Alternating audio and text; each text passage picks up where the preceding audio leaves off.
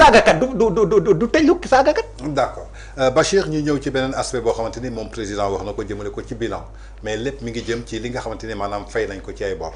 jëmale ko ci agriculteurs yi jëmale ko ci wàllu BTP bi ci fonction publique bi nee na am na bor yu ñu fi fekkoon commencé nañ décaisser xaalis di leen fay mais quant à tey une question boo xamante ni dafa soulever jëmale këru taskatu xibaar yi muy la maison de la presse jëmale ko ci li nga xamante ni maanaam mooy amnistie fiscale bi dafa mel ni ku ci catégorique dem ba traiter les patrons de presse de délinquants fiscaux. xam na ni que tey jii li ñuy def tey jii ñoom dañ ciy bénéficier wu ci loo xamante ni tey état bi moo ko moom du ko baale du ko pardonné tey seen place suñu porté woon plainte mandat de dépôt la mu soulever nag benn polémique parce que fa taxaw ne patron de presse yi dañuy jël xaalis bi nga xamante ni tey état bi moo ko war moom ñu koy jëfandikoo bàyyi seen reporters yi amuñu kër amuñu oto alors que ñoom ñi ngi jël car rapide mel ni tey kuy jaxase les reporters ak les patrons de presse alors que moom aujourd'hui il y a 30 000 licenciés. Il y a des policiers, il y a des infirmiers. ñoo xamante ni ñoom ñëpp seen seul employeur c'est le président de la République Bassirou Diomaye Faye. te amul kenn ku ci am oto amul kenn ku ci am kër. tey su ñu demee ci ji nga xamante ni tey jii maanaam mooy reporters yi amuñu fonds commun. ñoom tey ñi nekk inspection des impôts am nañu fonds commun mën ci am ay kër am ci ay oto tey wax ji nga xamante ni moom président yëkkati na ko mel ni kuy mettre en mal entre les patrons de presse et les reporters alors que tey moom mi ngi toog ci li nga xamante ni tey y a 30 000 chômeurs nee na ñooñu tey ci conditions yi ñu leen daaxee condition bu légale la. gis nga Tange li may wax toujours rek xam nga sànq maa ngi lay wax naan le propre des populistes c'est de toujours vouloir opposer les uns aux autres. li ñuy def nii c'est vouloir opposer les uns aux autres. Voilà maintenant parenthèse si li ngay wax noonu 30 000 licenciés yooyu noonu. seen collectif bi rassemblement des travailleurs du Sénégal. te Boubacar Fall jiite ko. Boubacar Fall. waaw ba barki démb samedi. demoon nañ seeti Thierno. maam Thierno borom Daaru dem nañ seeti ko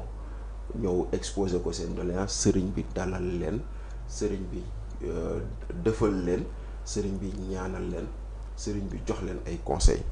man mii waroon naa bokk ci délégation bi mais malheureusement bokkuma ci mais par la suite j'ai eu l'occasion de rencontrer le marabout mu xamal ma loolu. ñoom ñu ngi def seen ay démarches 30 000 pères de famille ak mères de famille nga jël leen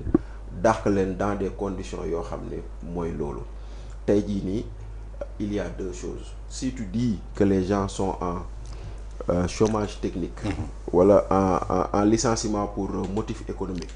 le licenciement pour motif économique interdit de recruter interdit de recruter te boo demoon bay recruter boo amoon possibilité de recruter le droit t'oblige à recruter ñi njëkk en priorité balaa ngaa jëlaat donc évoquer le motif économique c'est un motif fallacieux c'est dire simplement que les gens qui ont été licenciés dañ leen licencier parce que simplement dañ leen soupçonner d'être des militants de Pastef xam nga de l'APR de l'APR dañ leen kii loolu rek mooy la raison nga dem CDC même chose nga dem feneen même chose nga dem feneen même chose man quand je parle j'évite de parler de moi-même parce que dama naan man sama cas grawul. waaw yow si nga bokk di. mais mu ngi noonu j'évite de parler de moi-même. Voilà. mais parce que maintenant Diomaye comment il ose dire que man j'ai été licencié que nuñ ma licencié yoon jaar na yoon. waaw comment il ose le dire. les licenciements yoo xam ne ñoom waa CDC dañ leen woo ne leen yéen on fait un plan social c'est à prendre ou à laisser. waaw te bu ngeen jëlee di ngeen daw ba sonn kenn du leen jox dëgg. waaw mais quand même dans un pays de droit. où l'état de droit existe booy licencier nit mais il est ferme mais il est ferme woowal nit ki jox ko préavis fay ko indemnité ngeen discuter négocier départ mu dem mais loolu yëpp amul ba pare mu bëgg ne ñun c'est-à-dire que moi finalement damay toog moom yàgg ma ne man président de la république yàlla toppewu ko dara xamul tax le Diomaye il vit la plus belle et heureuse partie de sa vie il y a 1 an daaw il était en prison. Il sort de prison, il est président. Il avait une dette de 40 millions. Il avait une dette de 40 millions, il n'en a plus. Diomaye a 2 palais. aaw bi nekk fii ñaareel bi nekk fële dañ koy ubbil buntu yëgul lu xew. moo tax nag c'est-à-dire que c'est quelqu'un boo xam ne quelque part xamul lu xew yëgul lu xew moo tax xëy na muy waxee noonu. mais vraiment c'est dommage. que non président de la République. La seule fois où presque j'ai senti que nous avons un président de la République c'est quand je lui ai dit faire un discours mais bu dul loolu amul aucun acte qu'un président pose et cetera. donc président de la République nag bu toogee ci discours am. naan ñu fay nañu bor 80 milliards. alors que le BTP réclame 400 milliards. mais Tange 80 milliards sur 400 milliards c'est quoi. c'est zéro. ngay bàkkoo 80 milliards xam nga man loolu lay wax toujours sama yenn copains dama leen naan ñu ne ma non booy yow tu es très critique avec ces gens là may leen oui vous savez pourquoi Macky Sall da daan def 10 ngeen yuuxu ngeen ne doyul muy fexe di ñoddi pour def 15 mais ñii dañuy def benn ngeen bëgg a doyloo ci benn boobu alors que démb 10 yi doyu leen man c'est ça le problème c'est-à-dire que aujourd'hui comment quelqu'un peut-il se satisfaire d'avoir payé 80 milliards sur une dette de 400 milliards franchement mais monsieur Ba 400 milliards de dette nga fay 80 milliards woote bàkku tàccu joxe woo sax 200 joxe woo sax 200 moitié bi joxe woo après nga bëgg nit ñi tàccu la beneen bi Tange la campagne agricole elle est toujours en chevauchement sur 2 années civiles man je suis un ancien du ministère de l'agriculture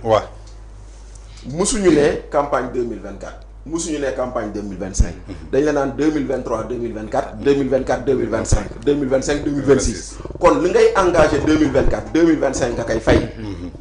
kon looy bàkku loo xam ne ça a toujours été comme ça pour démarrer la campagne tu payes les dettes de l'année dernière sur le budget de cette année loolu moo mës a xew fii kon lan moo fi bees dara mais on le présente comme si c'est un exploit moo tax ma ne la man mon problème c'est comment se satisfaire de très peu alors qu'on peut faire plus que ça on aurait pu c'est-à-dire que aujourd'hui l'économie est à l'arrêt Tange yow tey jii sa business doxatul dara doxul nañ waxante dëgg dara doxul nu mu doxulee ci yow noonu la doxulee ci man noonu la doxulee ci keneen l'État du Sénégal tous les mois il va au niveau de l'UEMOA pour emprunter pour payer les salaires loolu c'est des indicateurs le gars à qui on a donné l'élément le plus important de notre économie c'est-à-dire le port waa ji il se considère comme un nervi médiatique nekk fii di xaste di saaga di tontante di dàggasante plutôt que de faire travailler et faire avancer le port ngeen bëgg réew mi avancer fu muy avancer